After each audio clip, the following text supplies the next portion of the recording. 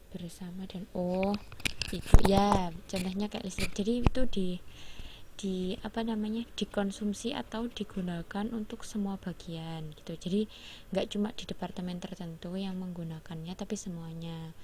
Itu bisa juga ada banyak sih kos umum. Jadi kayak terkadang departemen pembantu itu juga bisa dimasukkan ke kos umum karena dia juga apa ya, kosnya itu juga dinikmati sama banyak departemen kayak gitu.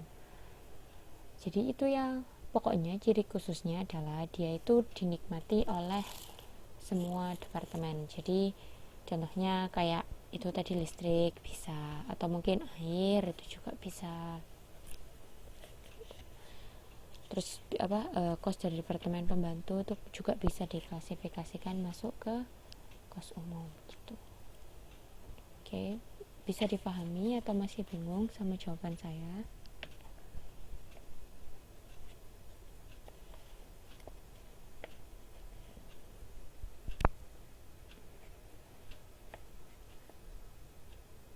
Oke. Yang lainnya atau ada pertanyaan atau mungkin pertanyaan yang lain? Jadi di sini kan dibagi jadi 3 kegiatan belajar.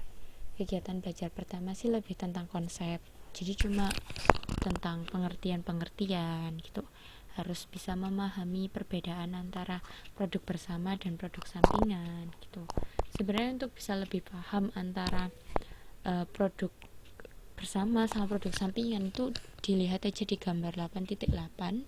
Itu lebih gampang lah untuk memahami gitu.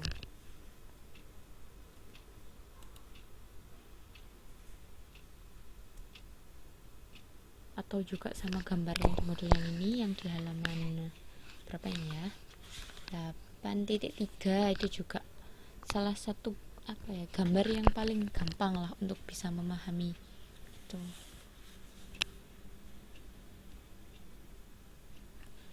Jadi kayak minyak gitu kan, pertamanya dari minyak. Kalau mau mengolah minyak kan dari bahan mentah itu kan nanti bisa disuling kemudian diolah-olah lagi kayak gitu. Nah,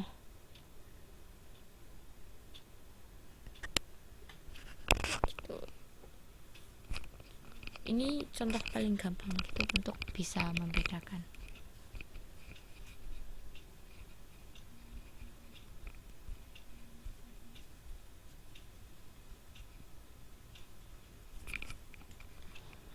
Kemudian tapi ada beberapa masalah gitu kan. Kalau misalkan kayak tadi pertamanya dari minyak mentah, kemudian itu kan prosesnya berbeda sehingga menghasilkan hasil yang sedikit berbeda gitu.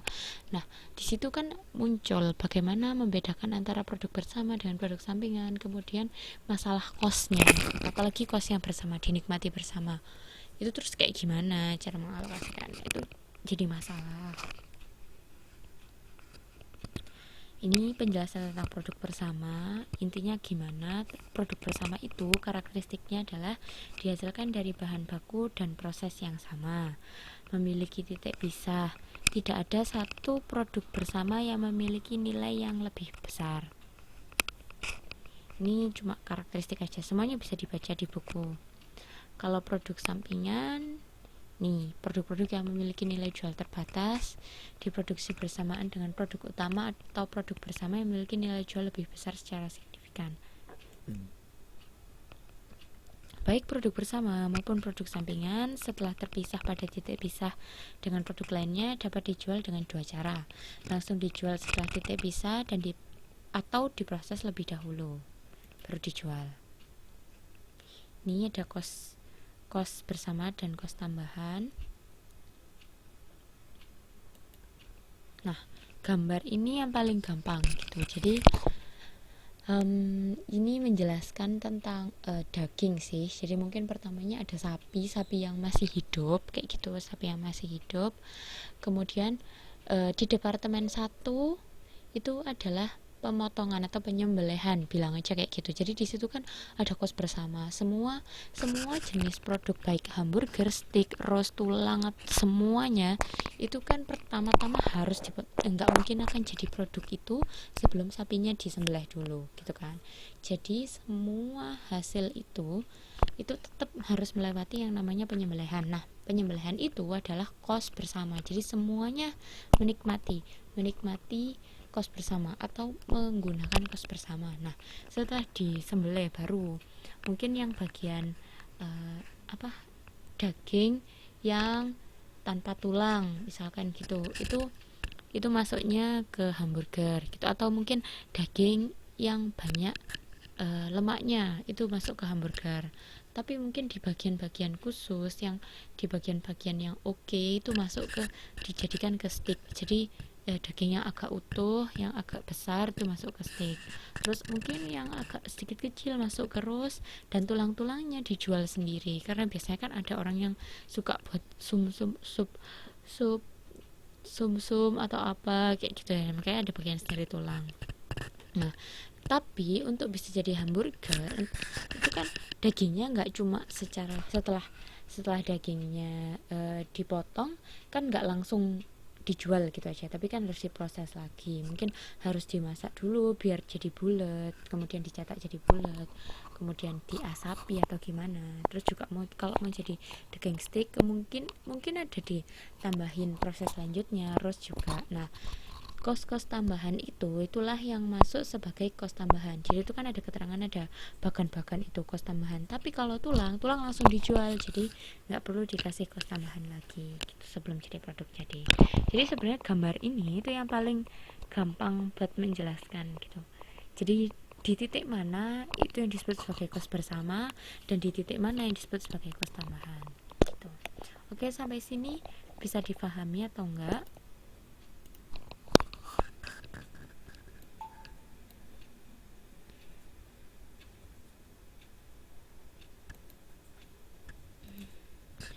Kalau yang kedua saya rasa tadi sudah dijelaskan dengan baik, jadi mungkin nggak perlu saya ulangi lagi. Cuma tadi yang kurang saya rasa kurang penekanannya itu di bagian yang kegiatan belajar 1. Untuk yang kegiatan belajar kedua tentang perhitungannya semuanya udah dijelaskan, jadi tidak perlu saya ulangi lagi aja.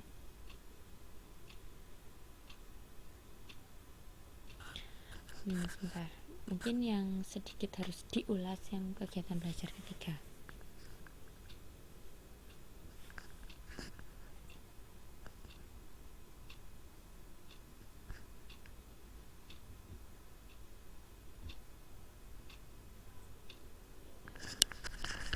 Nah, saya buat PPT.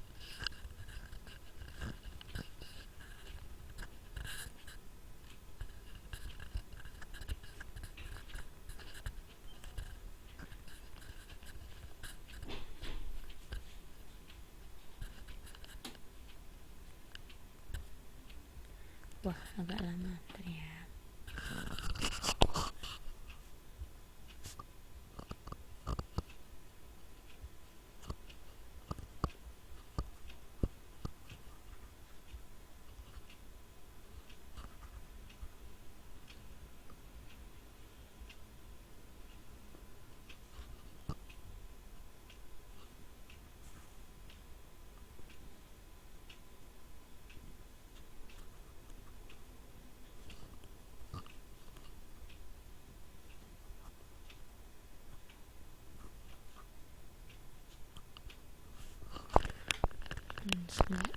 Halaman 8.17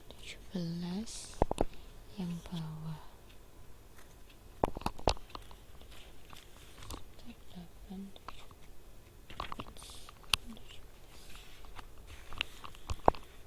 biaya disposal sama margin laba gimana rumusnya, atau diambil dari data?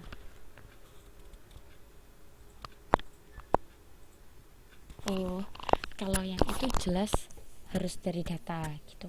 Jadi gini, margin laba itu yang tahu cuma perusahaan. Jadi dia pasti gini, berapa persen perusahaan itu matok laba, itu yang tahu cuma perusahaan. Jadi margin laba jelas